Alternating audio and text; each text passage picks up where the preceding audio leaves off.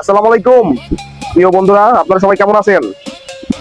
আজ আমি আসছি কুষ্টিয়ার এক ঐতিহাসিক এবং চির ব্যস্ততম জায়গায়, কুষ্টিয়া 250 শয্যা বিশিষ্ট জেনারেল হসপিটালে, যাকে আমরা আদর করে কুষ্টিয়া সদর হাসপাতাল বলেও ডাকি। এখানে এলে আপনি চিকিৎসার পাশাপাশি ফ্রিতে যা যা পাবেন তা হলো খাঁটি কুষ্টিয়ার লোকাল ভাইব।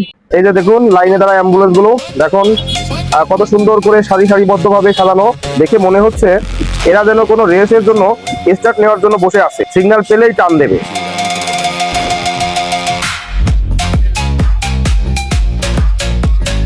আজকে সময় স্বল্পতার কারণে হাসপাতালের ভিতরে খুব একটা ঢোকার ইচ্ছা ছিল না, এজন্য এখন হাসপাতালের বাইরে এবং আশেপাশের পরিবেশটা আপনাদের দেখাবো।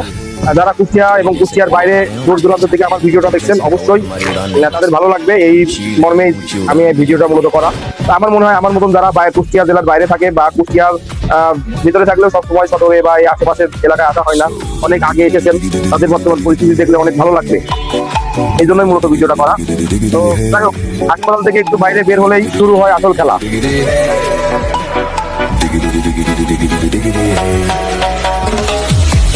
কুষ্টিয়ার রাস্তায় ট্রাফিক পুলিশ থাকুক আর না থাকুক, আমাদের রিক্সা চালক আর ইজি বাইক মামারা কিন্তু ডিসিপ্লিন মেনটেন করতে ওস্তাদ।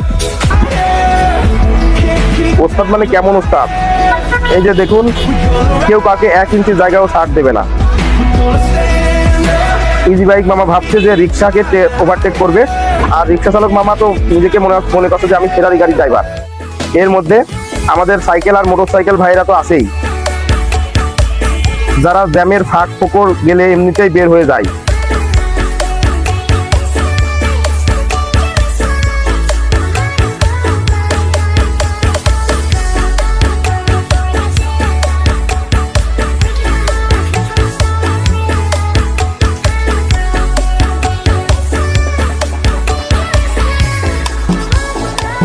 হইচই আর হর্নের আওয়াজ পার হয়ে যখন আপনি এই যে মরিয়ম ক্লিনিকের গলি, এই গলিতে ঢুকবেন, তখন মনে হবে আপনি অন্য কোনো গ্রহে চলে এসেছেন। একটু আগে যেখানে রিক্সা টুংটাং আর মানুষের চিল্লাচিল্লি ছিল, সেখানে এখন অদ্ভুত এক নীরবতা। মানুষজন আরামসে হেঁটে যাচ্ছে, কেউ ওষুধের দোকান থেকে ওষুধ কিনছে, কেউ আবার বাসায় ফিরে আসছে। তবে সাবধান, এই শান্ত রাস্তা দেখে আবার ইমোশনাল হয়ে যাবেন না। যে কোনো সময় কোনো একটা মোড় থেকে একটা ইজি বাইক এসে আপনাকে চমকে দিতে পারে। আসলে এটাই আমাদের কুষ্টিয়া, একটু জ্যাম, একটু হট্টগোল, কিন্তু দিন শেষে এই মানুষগুলোর মধ্যেই লুকিয়ে আছে এক অদ্ভুত মায়া। সদর হাসপাতালের এই চত্বরটা শুধু একটা চিকিৎসার জায়গা নয়, এটা কুষ্টিয়ার হাজারো মানুষের প্রতিদিনের গল্প কথার সাক্ষী। তো বন্ধুরা, কেমন লাগলো কুষ্টিয়ার এই মিনি ট্যুর?